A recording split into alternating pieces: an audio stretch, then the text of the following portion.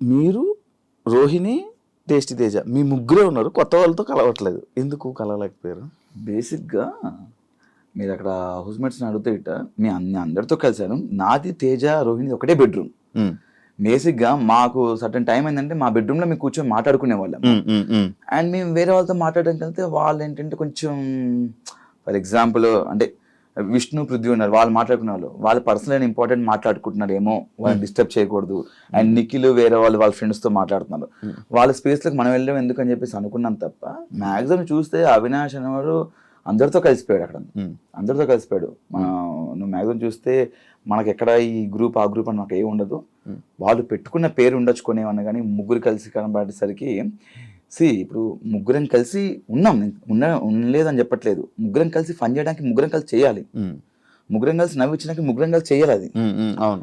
ముగ్గురం కలిసి తింటున్నప్పుడు ఇప్పుడు నువ్వు తింటున్నప్పుడు పక్కన చేరింది, ఆ పక్కన ఇంకో చేరింది, ఆ విధంగా ముగ్గురం కలిసి కూర్చోవచ్చు. అక్కడ ఫన్ చదువుతున్నప్పుడు మా జోనర్ కదా, అక్కడికి వెళ్ళి ఇంకో 2 పంచులు కూర్చొని యాడ్ చేద్దాం అని అక్కడికి వెళ్ళొచ్చు.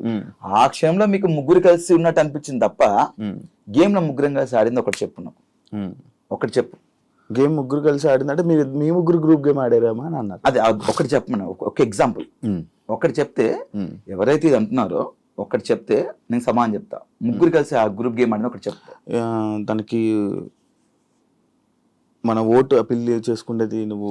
Yes, nice. దీని అన్నారు, దీని మీద లోపలనే అన్నారు, అది నా జర్నీ వీడియోలో ఉంది, ఇది కాదా గ్రూప్ గేమ్ అన్నారు. నేను దానికి సమానం చెప్తా. అది నాకు చాలా అవసరం.